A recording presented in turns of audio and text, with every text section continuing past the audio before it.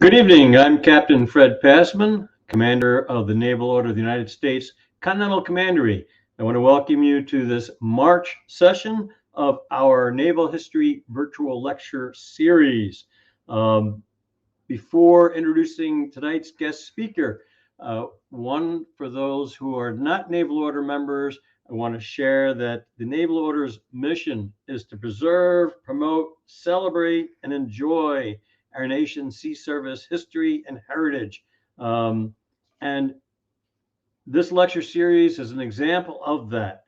To learn more about the Naval Order and how you can become involved, visit www.navalorder.org, or you can go to, there's the link rolling below me on the screen.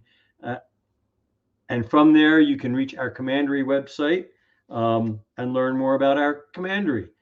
The Continental Commandery was formed in 2017 when we realized that we had many Naval Order companions who could not participate in the activities traditionally hosted at physically centered commanderies.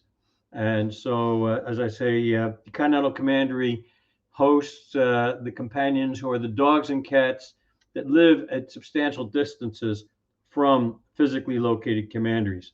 And if you go to the Naval Order website, you'll be able to find our link.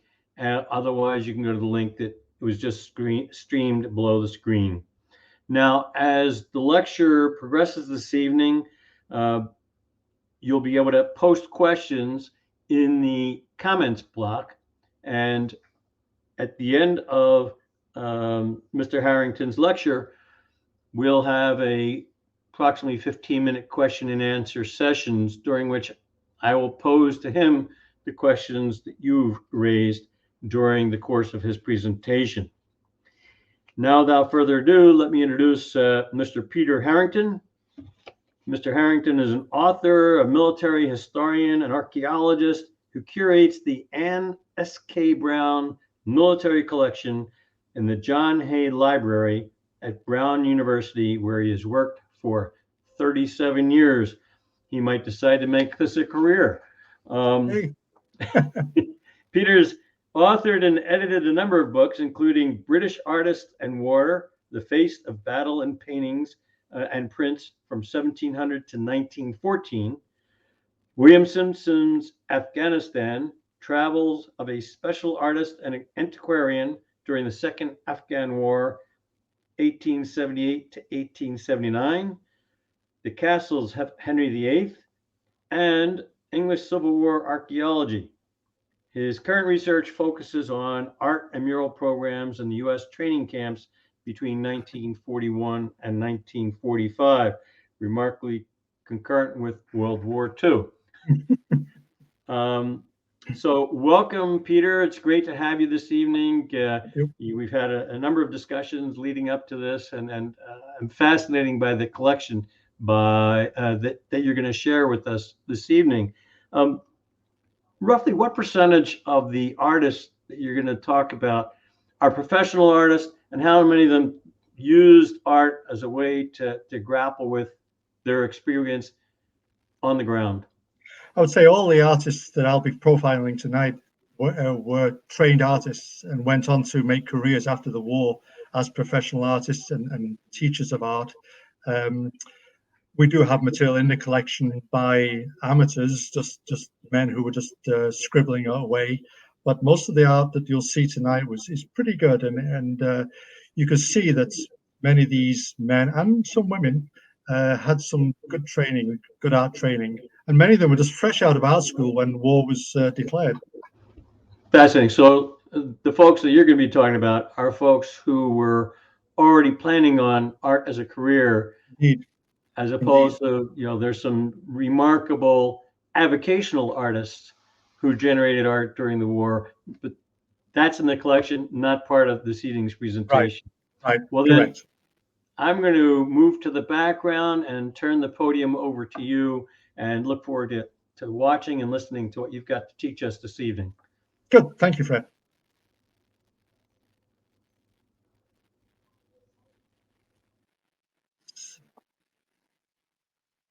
Well, good afternoon, good evening, should I say, to everybody. As Fred just said, I'm Peter Harrington. I've been curating this collection for a long time. Started in 1983. I was actually offered the job by Mrs. Brown, who died in 1986. She was obsessed with military uniforms. Actually, on a honeymoon to Europe in 1930, she acquired some toy soldiers because she was just fascinated with the variety of the different costumes and so on. And I actually, if you visit the John Hay Library at Brown today, you'll be able to see some of these figures. Actually, there's a lot more than she bought. There's about 5,000 figures on display. But once she got the material back to Providence, after her honeymoon, she started to explore the different types of uniform and so on. And she started to acquire anything that showed uniforms of any nations, any periods, naval, army, you name it.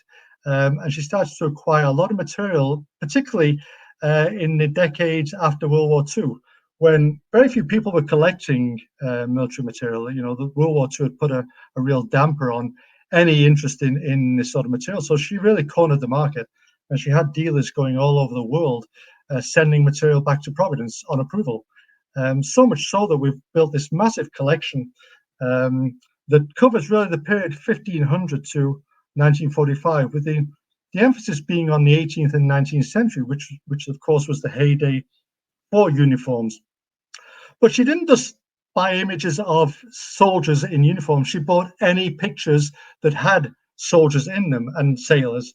So we've got wonderful parade scenes and camp scenes, and we've got caricatures. We've got obviously many battle scenes from all periods, all nations.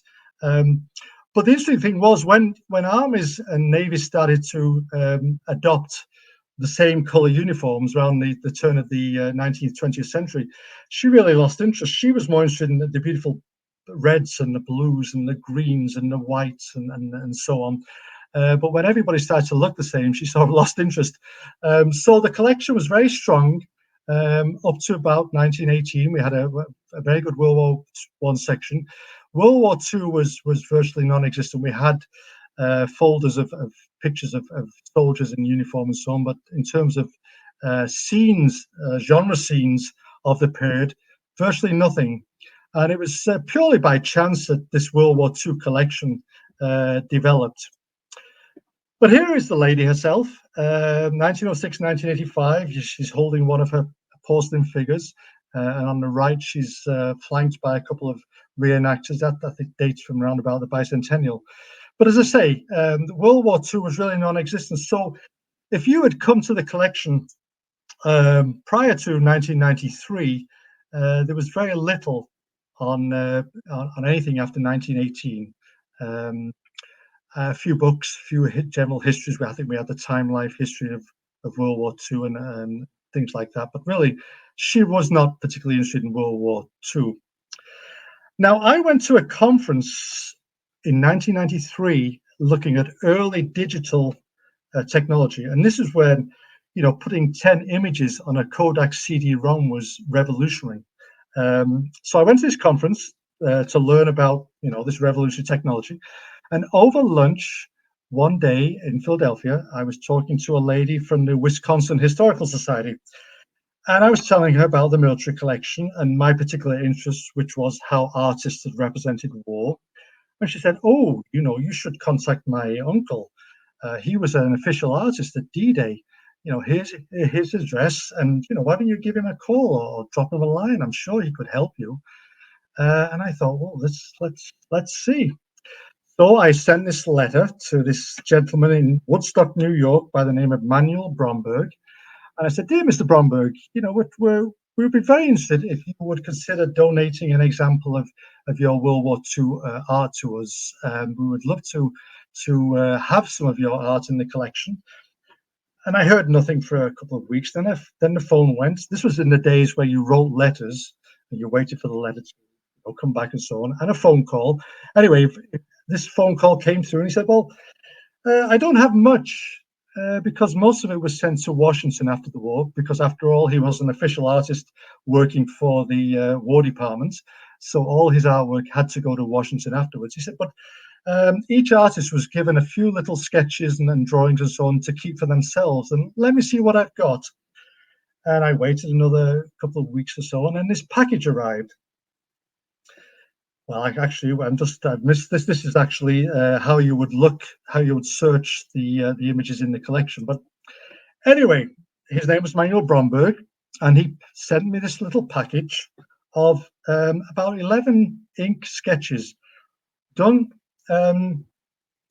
just after Omaha Beach, just after, it was actually D-Day 3 when he was allowed to land.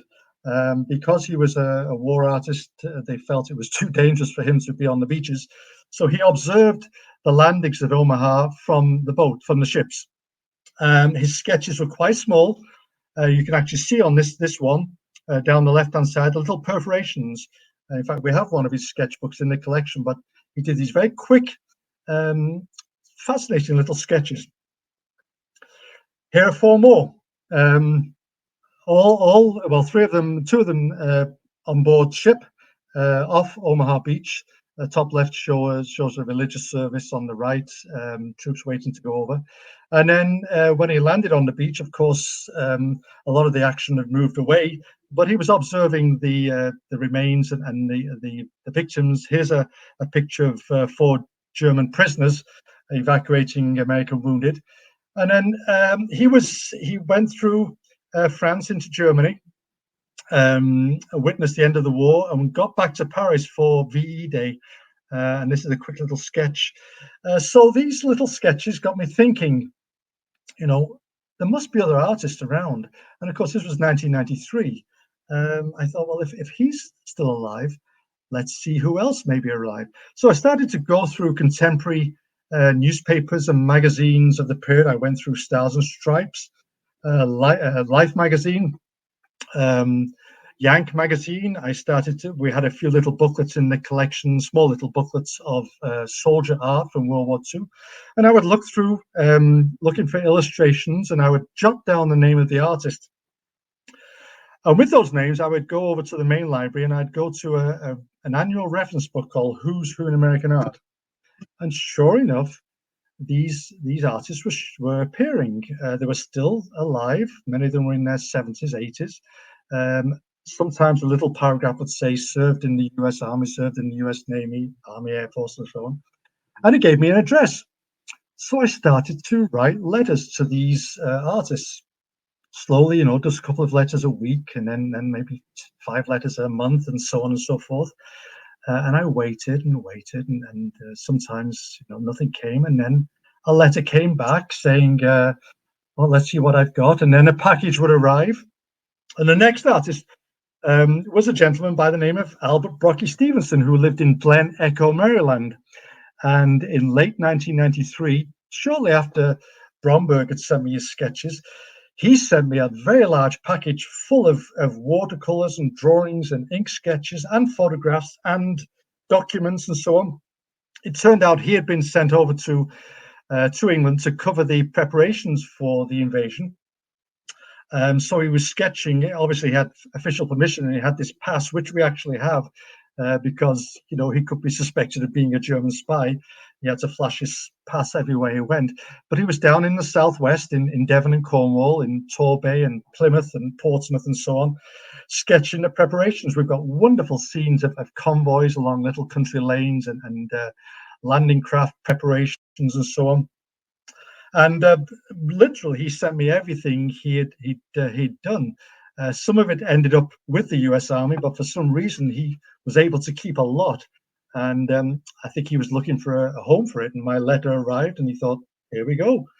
So we've got this great collection by Brockie Stevenson. That actually the top right shows American ships in Torbay Harbor, which is down Torquay, Devon way, in sort of the weeks leading up to D-Day. Bottom left is a convoy scene, and bottom right a scene near, again down in Devon, with American MPs guarding. You'll see the barrage balloons. Wonderful artwork, captures the immediacy of the moment.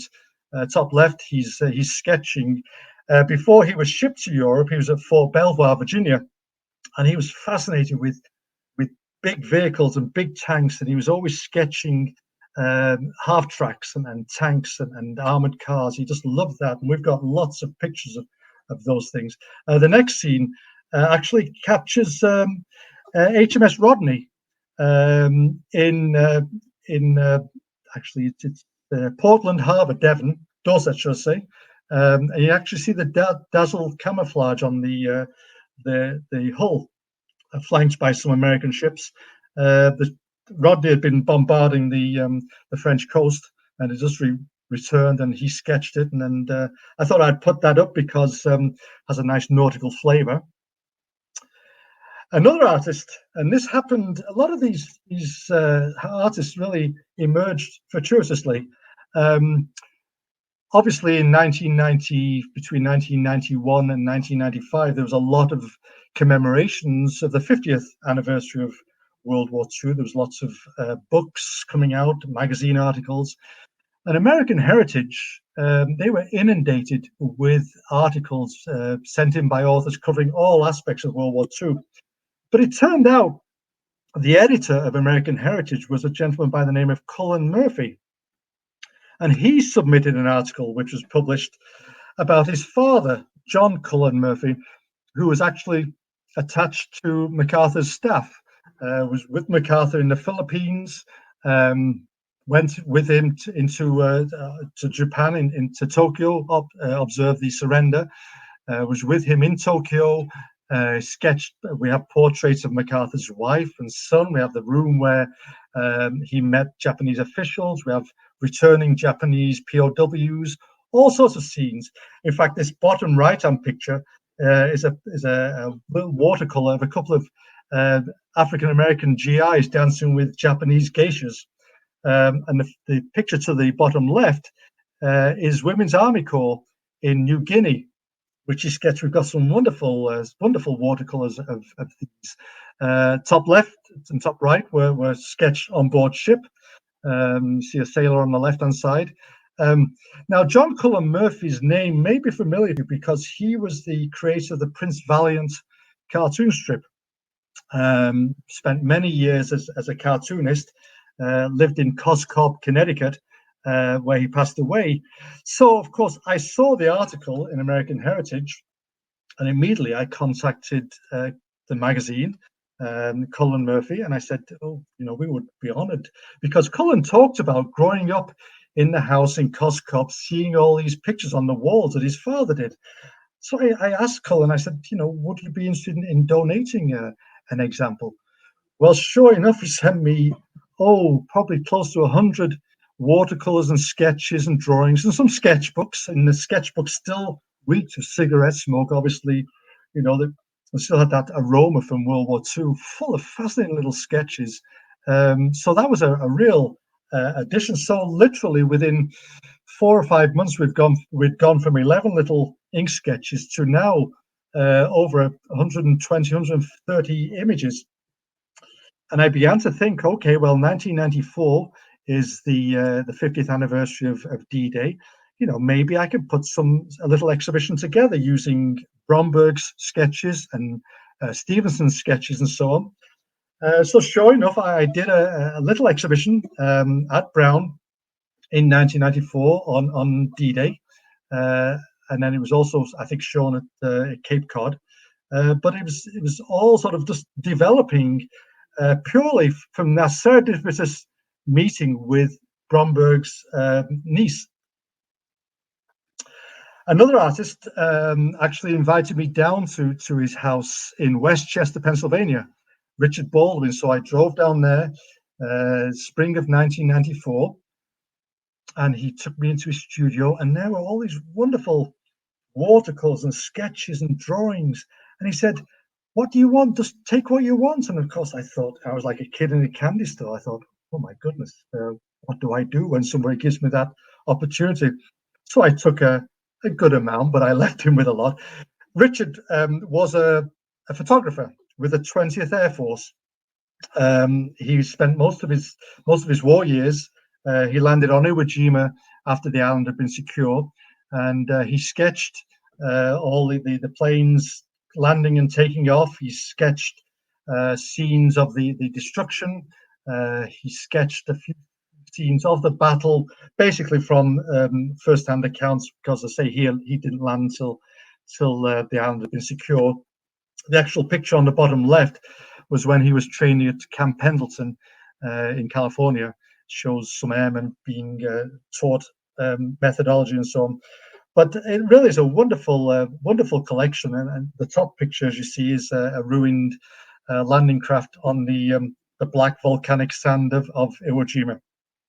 So it was a wonderful, and actually had this very large painting on masonite showing Marines attacking Suribachi, again based on accounts that he had picked up. And he said, "Do you want that?" It was a massive thing. So I said, "Well, I'll take that." It was framed, so I put it in the car, which probably wasn't the best thing to do because it wasn't insured if I had been in a crash or something. But anyway, made it back to Brown safely, and it's now hanging in the gallery. It's a really fine scene with Marines in the foreground and Suribachi in the background. So now the collection was approaching 200 images. And I was also thinking, okay, if we did a D-Day exhibition in 1994, 1995 would be the 50th anniversary of the Pacific War in Iwo Jima, Okinawa. Maybe I could do something on that. So well, let's see what comes in next. Contacted a few artists who never made it to the front lines. Actually, I should correct myself. Jack Coggins did eventually join up, but in 1941-42, he was an artist in New York for Life magazine. And these sketches, these wonderful wash drawings, were done for Life magazine. The top left is a scene from Pearl Harbor, and that appeared, I think, January, I think it was late January 1942, showing water tenders dousing flames on a US destroyer. And the bottom right is the British attack on Cape Matapan during the Italian campaign of 1941 with I think it's a swordfish, just drops his torpedo, and the torpedo's heading to this Italian battleship. These are really large wash drawings, very well done, which were published. So it was nice to get some sort of illustrations done for magazines. Now, Coggins, as I mentioned, did eventually join up, and he was taken on by Yank magazine, which, as you know, or some of you may know, that was the US Army's magazine. It started in 42 and went up to 45. It was eventually published in 19 editions all around the world. Everywhere US forces were, they published editions. So he was taken on as an artist by Yank.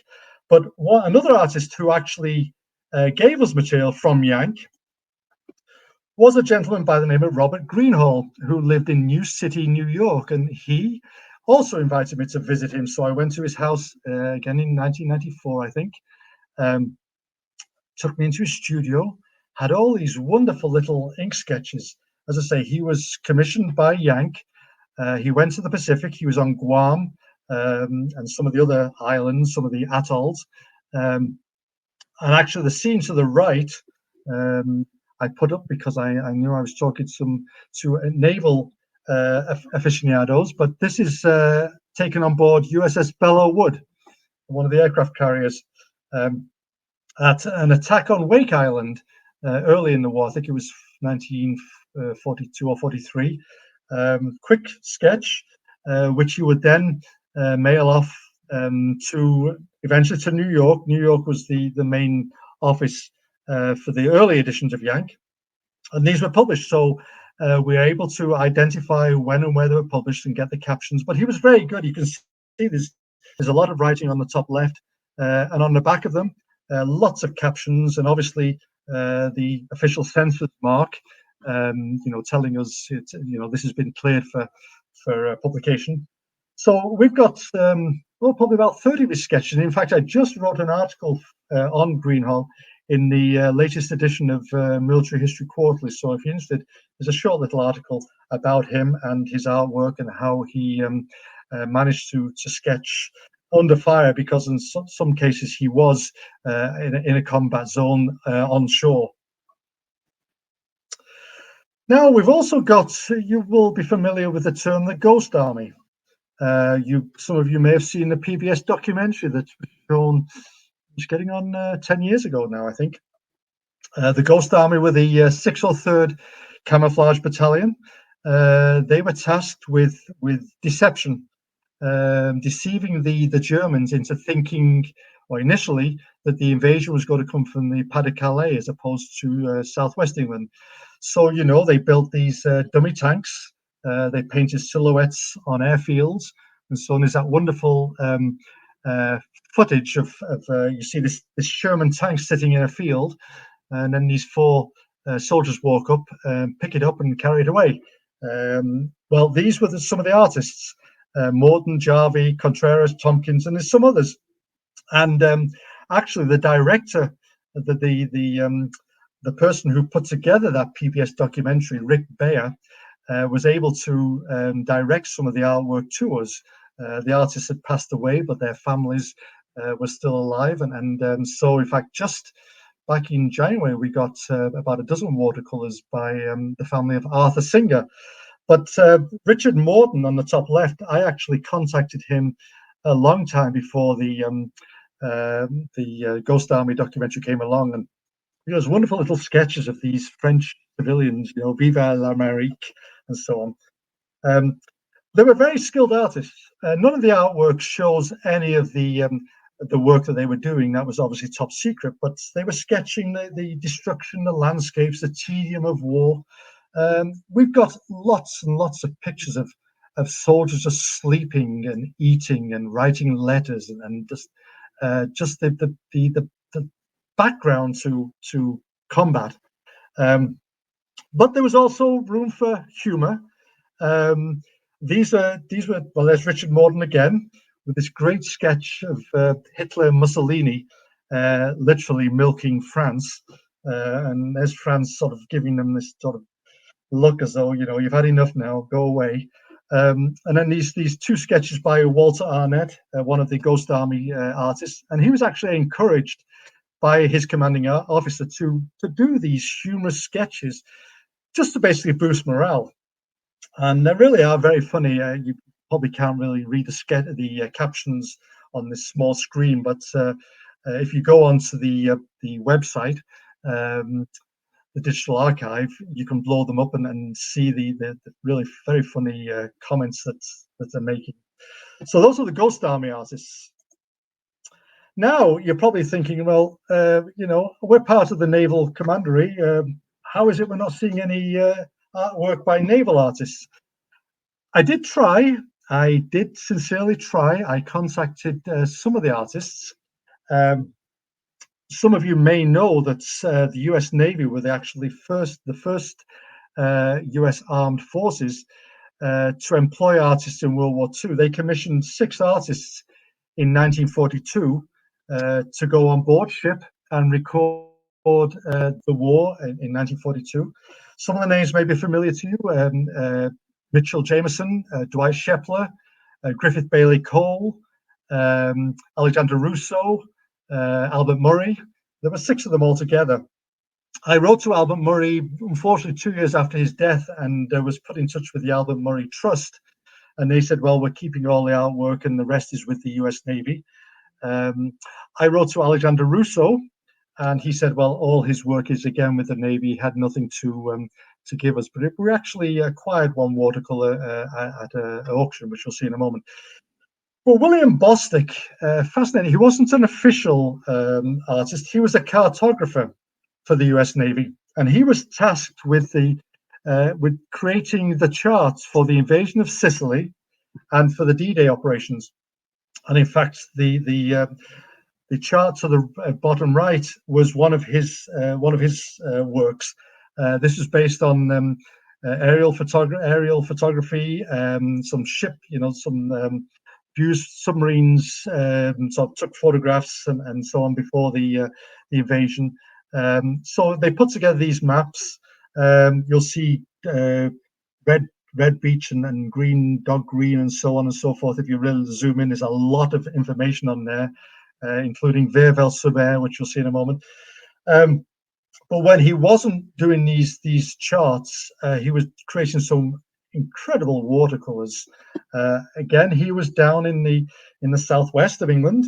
Obviously, if he's working on the Omaha Beach and Utah Beach charts, he had to be as close as possible to the places. And he did these very large watercolors of preparations. This is an LCI, I think it's a landing craft infantry at Weymouth, which is one of the staging points for, I think for Utah, maybe in Omaha, I forget which one. Fascinating watercolors. Again, I was able to speak to many of these artists. They've all passed now, but in 1993, 94, 95, they were still very much with us. And they, besides sending me watercolors, they sent me photographs, newspaper clippings, exhibition catalogs, accounts of their life. Here's another one by Bostic showing an LST heading out from maybe Dartmouth Harbour in Devon, probably on a practice exercise. I don't think it's the 5th of June actually when they would have left, but I'm not sure. Great scenes. Here's another one of repair work being done on a landing craft. So we were really pleased to get Bostic's work. We do have these two. We have copies of these two pictures. We don't own them. I think they're down in the U.S. Navy Art Collection. But I put them up because the one on the left showing the landing craft going in on Omaha, you'll see the two commanders aside of one of the charts. The chart that we just saw, Bostic included it in this drawing. And he also, when he landed on Omaha, he saw the price of war up close and personal. These are American fatalities waiting for burial. So as I say, these are just copies which he sent us, but the originals are down in Washington, D.C. Now, Alexander Russo, I did mention that I wrote to him. He was very kind in his reply, but he said, unfortunately, everything went to Washington. And as I said, talking about Bromberg, the official artists, their role was to create artwork for the nation. So it was understandable that it would go down to Washington D.C. to the Army and Navy and the Army Air Force and so on. But several years ago, this came up on the market, and we were approached because the dealer, I think actually it was a dealer in Boston, knew that we had a World War II art collection and said, well, we'll be interested. So we acquired it because I wanted a work by Alexander Russo. He landed on D-Day, I think D-Day +4. And this is actually in Veervel-sur-Mer. Now you'll remember the chart that Bostic created. And there was, you can see Veervel-sur-Mer. Well, he's gone there and he's observing American GIs just sort of walking around and see some of the destruction and so on. So we're pleased to get that. And Dwight Shepler, again, we acquired this from a dealer. All his work is down in Washington, D.C., and he did some tremendous work, particularly for the D-Day landings and the preparations, including the attacks on Slats and Sands, where they were practicing the landings. In fact, I gave a talk on preparations for D-Day on a Viking cruise some years ago, and I borrowed some of his scans of some of his sketches for that talk from the Naval Art Collection. But we've got this great portrait of an unknown officer. It's not Dwight Shepler, but it's an unknown officer. It's a pastel portrait. So I was really pleased. We've got at least two of the official artists represented in the collection. But we were much luckier with the Marine Corps. Now the Marine Corps, they had an official art program, but it wasn't very well established. There was really sort of no mechanism for the artists to really, for the Marine Corps to really gather the work. The artists were sent out.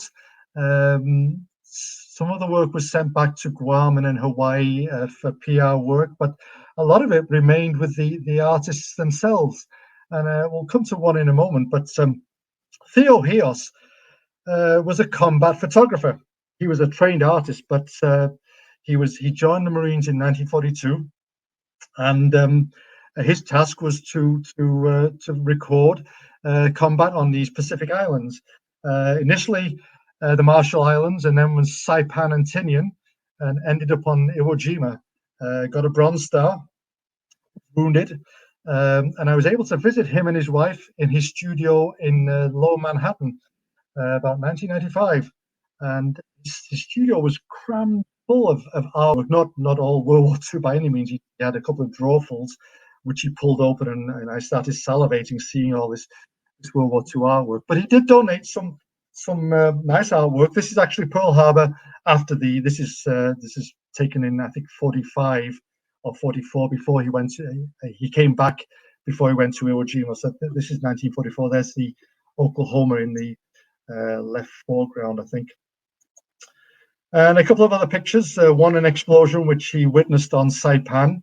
And then the oil painting in the top left is a scene from Iwo Jima. Now, Harry Reeks, this fascinating man. I mentioned that, in 1994, 95, people were sending articles to American magazines, American Heritage, American History, would you be interested in publishing this? And after we'd contacted American Heritage, they started to get back to me saying, I know you said if we ever heard about any artwork. Well, we were sent this article about this Marine Corps artist, and we don't have enough space. We're inundated, but here's the information about him. So I wrote to the artist's daughter. He had passed away in 1982. Lived in the Gulf Coast, Mississippi. Turned out he had she had like 140 sketches and watercolors and drawings, mostly done on Iwo Jima. And she came up to Providence with Harry Reeks' widow, and they delivered quite a large amount. And then she sent me more, so much so that we were able to do an Iwo Jima 50th anniversary exhibition in 1995. And this is a wonderful scene showing a landing craft leaving an LST on its way into Iwo Jima. In fact, I think that may be Suribachi in the right background, but really vivid, fantastic pieces of work.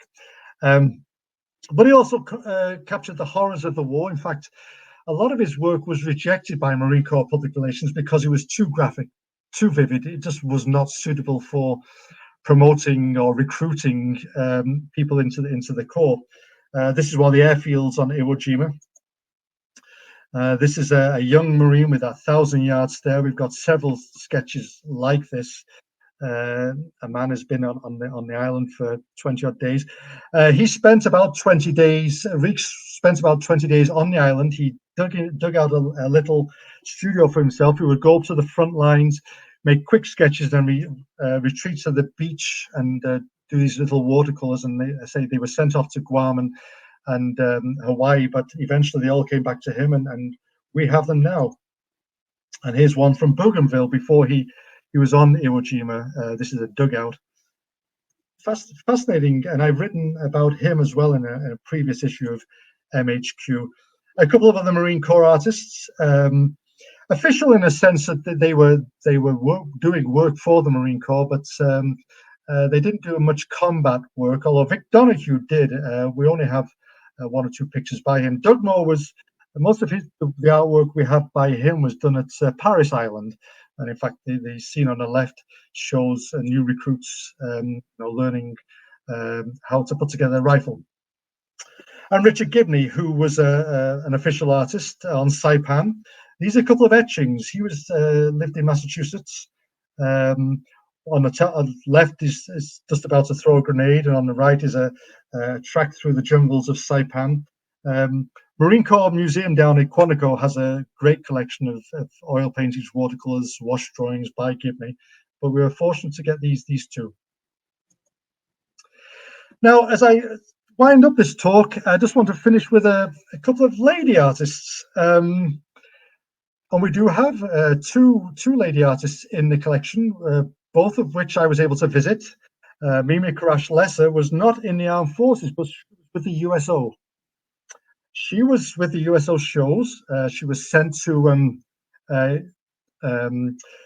Germany after the surrender, and her task was to visit hospitals where wounded American servicemen were, and to do their portraits, so they could send the portraits home to loved ones and so on. This was quite a common thing in towards the end of the war. In fact, I just finished reading a book about an artist who regularly visited a naval hospital, I think in New Jersey or New York, sketching wounded sailors and soldiers and giving them the portraits. But when she wasn't doing portraits, she was recording the aftermath of the devastation of the war. We've got this picture of an SS barracks on the top left with a portrait of Hitler, which obviously somebody's fired a machine gun at. The top right, where I don't know how you would find your way around this, signs showing every direction, every division, every unit, and so on. And then the Bucket Brigade in Stuttgart, German civilians clearing away the rubble. She lived in Mamaroneck, New York, and she gave us some wonderful artwork. So it was really great to get a woman's perspective of the war, and also not so much the combat, but the aftermath of war. And the second lady artist was Anne Poor, whose father was Henry Varnum Poor. He was a significant artist in the 1930s, 40s, who was doing murals for the WPA program. Actually was the on the War Department's Art Advisory Committee for the Army Art Program in 1943. But his daughter was in the Women's Army Corps and ended up in the Philippines. And I was able to visit her on the same day I visited Robert Greenhall, because she also lived in New City, New York. At that time, she was quite feeble, but she was able to give me photographs and this lovely watercolor of loading wounded onto a transport plane in Manila. So again, it was just really great to get those two ladies' perspectives. Now the collection's still growing. Only last year, actually, a Rhode Island family contacted us. Back about 20 years ago, the Providence Journal ran an article about this artist who lived in Rhode Island, who had been in the Pacific with an aviation engineer battalion, which was composed of African Americans, although the officers were all white and he was a white lieutenant. And I wrote at the time saying we would love to have anything. Anyway, they contacted me about 20 years later saying, would you be interested? That's the sons of the artist. And sure enough, the artwork was delivered to us last year, and it's wonderful, wonderful pictures of African American troops. This scenes out in the Pacific repairing planes and so on. The right-hand scene is actually a surgical operation. So as I say, the collection's still growing. We got the Ghost Army sketches from Arthur Singer's family recently. But you'll remember that we started off this talk by talking about Manuel Bromberg, who started all this off in 1993. And I have to finish on a somewhat sad note, because Manny passed away last month, and he was about 4 weeks shy of his 105th birthday. It's quite amazing because all the other artists have long gone, but he made it to 104. I saw him actually in this picture a few years ago, and he was still very sharp. And I was asking him questions because I'd visited him a few times. He said, I've taught you all this before. You've asked these questions before, but I just wanted to refresh my mind. Anyway, he passed away in March in Woodstock, New York. His daughter let me know, and I'll be going there sometime in the spring because there's more artwork which he promised us. So I'll be picking that up and adding it to the collection. So that is my talk. I hope I've given you a taste of this incredible collection, which, as I say, was not planned at the outset. It just purely by chance, a chance meeting at a conference. Had I not met that lady, none of this would have happened. We've done a lot of work with it. We've digitized, of the World War II collection, we've digitized over 1,500 sketches, drawings, paintings, watercolors. There's still more things to digitize. We've done exhibitions, even as far as where Slovakia, The US Embassy in Bratislava contacted me because they knew about our collection about 8 years ago and said, we would like to do an art exhibition on World War II. And I said, okay, we've got lots of European artwork. And said, oh no, we're not interested in the war in Europe. Our people know all about this. No, we want no war in the Pacific. So I shipped out about 30 watercolors of Okinawa, Saipan, Tinian, Iwo Jima, Philippines, to these technical schools in Slovakia, where students viewed this exhibition. I've got some photographs of them looking at these pictures of the Pacific War because they felt that the students didn't know enough about the Pacific War. They knew plenty about the war in Europe. We've done magazine articles. We've contributed to books. The documentary "They Drew Fire" used our collection. The Ghost Army used our collection. So it's been very exciting program. So I'll end there. I'll put my email address up for you in case any of you want to ask me a question. I may have mentioned something that's you wanted to really go into some detail. You may even know somebody who has some artwork who wants to find a good home for it. But I'll call it a day there, and I'll be happy to answer any questions. Thank you, Peter. That was really a wonderful presentation, quite different from what we've seen before. And one of the questions that came to my mind was a matter of process. So as you mentioned, most of these fellows and gals were not in the thick of things, and I'm gonna just quiet that part of the screen. Yeah, okay. Whoops. Sorry. There we go. So did they normally start with pencil, ink, or charcoal, and then when they were had a little bit more time on their hands, then convert those original sketches into watercolors? It sounds like it was a fairly short timeline between observing, sketching, finalizing, and sending back to the States for publication. Yeah, that's very true. I mean, at the front line, in fact, all the official artists with the U.S. Army were all issued a camera, and they used the cameras to great extent to capture a scene, and then they would turn that scene into a vibrant image. As you say, most of the work was either photography or quick sketches. Many of the artists, in fact, we've got one diary of an artist who was observing landings on Pacific Islands and was getting frustrated because the army were not allowing him to land. And he said, how can we draw a landing, several hundred feet away from the beach? So there was quite a lot of frustration among the artists. And also the artists who were not official had a hard time getting materials. We've got sketches done on the back of V-mail. One artist in the China, Burma, India campaign, all his sketches are on backs of cardboard boxes. So it really is a hodgepodge, and it's a nightmare for conservators to preserve this stuff. But yes, the official artists made sketches and then did a finished piece back in the safety of a house or somewhere, and then it was mailed off. And the idea was, back in 1945, the War Department had this idea of creating a national war museum, and all this artwork was destined for that. Well, it never happened, and even in the late 50s, Mrs. Brown's husband was on a committee looking at suitable places around Washington, D.C. to create a national war museum, but they could not settle on a site and so on.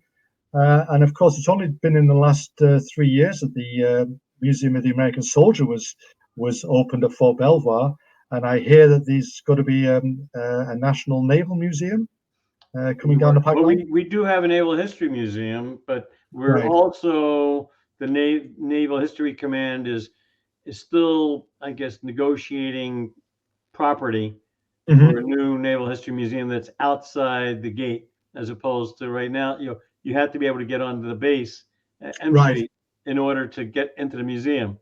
So it's tough for civilian visitors to see the museum. Yeah. Another question that's come in, William Bostic's cartography is very interesting. Is his work available to view on the Brown University Library portal, or is that also property of the Navy? No, everything that you've seen tonight is available on the digital archive. I did, I think the second or third shot that I showed off, which was the front page of the digital archive, which you can get to if you go to the Brown University Library homepage and search Anne S.K. Brown Military Collection. There are over 28,000 images in that archive, and that covers soldiers, soldiering, naval warfare, history from 1500 to 1945. So all the Bostic watercolors that we own have been digitized. The map hasn't, because that was a modern color photocopy. We do not have copyright on that map. And the two little sketches, which we only have copies of, we don't have copyright, so they're not on the digital archive, but all the watercolors are. I see one question: were the artists fully trained for combat? Were any wounded or killed? Two artists were killed. One was, we don't have any artwork by him, but he was killed in a plane crash over Burma. I forget where the other one was killed. Every artist was trained. They had to go through boot camp. Marines, Army, and I assume the Navy artists, they all had to do training. They were trained in use of rifles and so on. Several were wounded. In fact, I think Reeks was wounded in the hand. He has a great story. He was one day on Iwo Jima or Bougainville. He actually had a Japanese soldier in his sight, in his gun sights, for several minutes, but he didn't fire the gun. And he said, that's not my role. My role as an artist. I'm not here to kill. So he never killed anybody.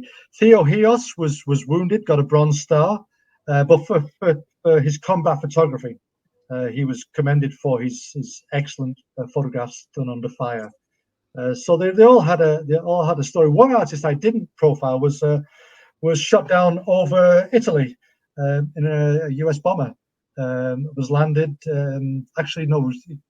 landed in parachuted out over Nuremberg, and was almost killed by German civilians, but was protected by German soldiers. Was sent to a stalag.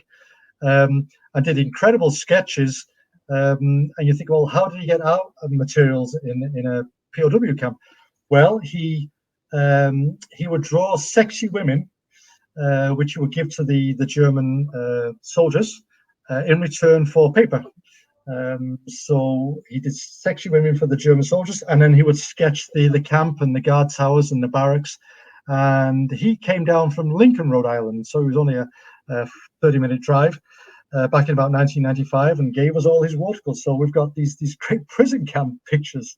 We've got two oil paintings that were done by another POW in Japan, who was beaten and tortured in the Pacific. All his sketches were destroyed, and then later on, when he was back in stateside, he created paintings from memory. So we have two paintings which are quite gruesome. They're showing a couple of very emaciated American soldiers burying another prisoner watched by Japanese soldiers. So again, they were painted from memory because all his artwork was destroyed.